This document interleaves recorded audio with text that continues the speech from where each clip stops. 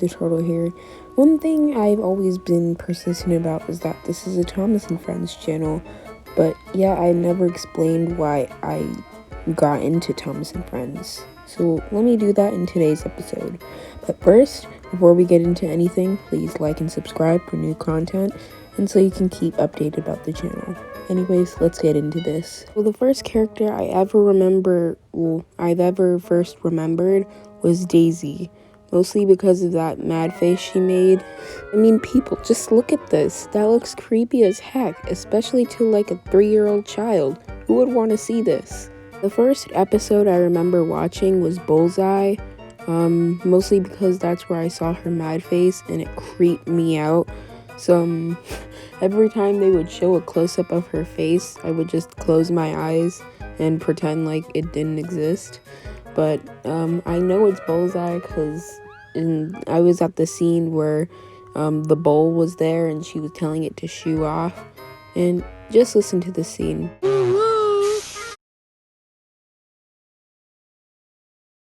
Even though that noise sounds terribly cringy, yeah, ever since I was like 1 to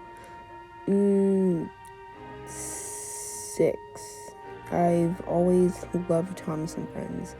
But when I got to like 2nd grade, I felt really peer pressured, and I felt like I'm too old for this and that people would make fun of me for it. And so I just kind of stopped liking it over time. And I kept doing this for a while.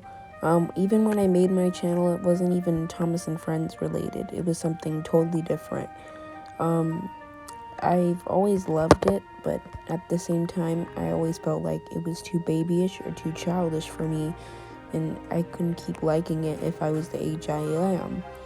So when I was in 5th grade, I was just trying to keep my love for Thomas and Friends. I always played with the toy trains I had, mostly Trackmaster and One Railway, some Take and Play, and I would always play with them until I felt like maybe I should just get rid of them if I don't need them anymore. I only told one person, and that was the girl I liked before. I told her because we were telling each other secrets, and I told her that I liked Thomas and Friends, and she didn't react too much. She just said, okay. And that's when I felt like maybe it isn't so bad that I like a children's show. Maybe I really do, and maybe should express myself through this, and that's what I did. So July of this year, I made Cedrine Stories.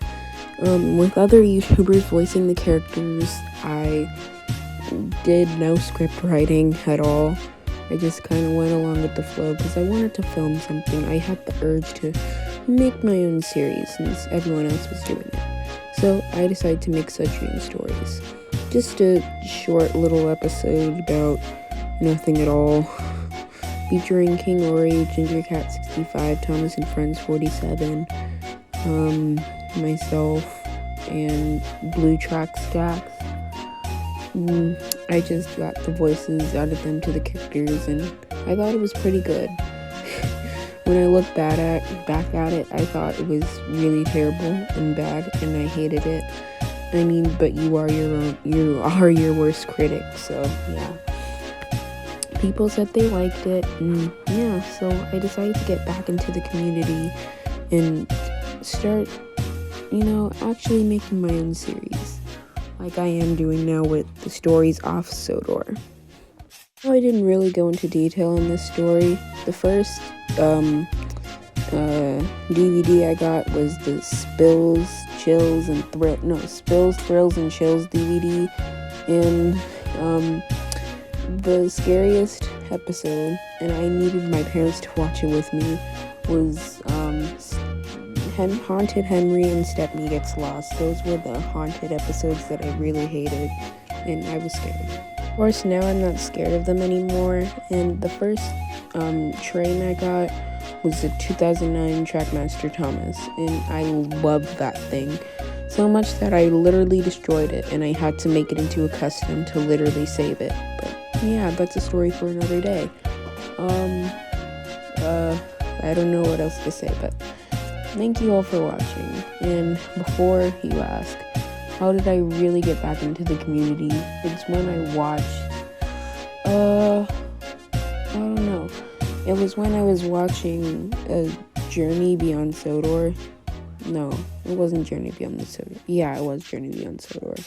And then Big World, Big Adventures. Oh my goodness. That was, no, I couldn't. That's when I just stopped watching the episodes. But I did watch all of season 24 on Netflix, and it was okay. I didn't like it that much, but I also didn't hate it. So yeah.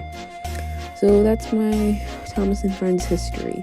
Hope you enjoyed, and hope you subscribe. So bye.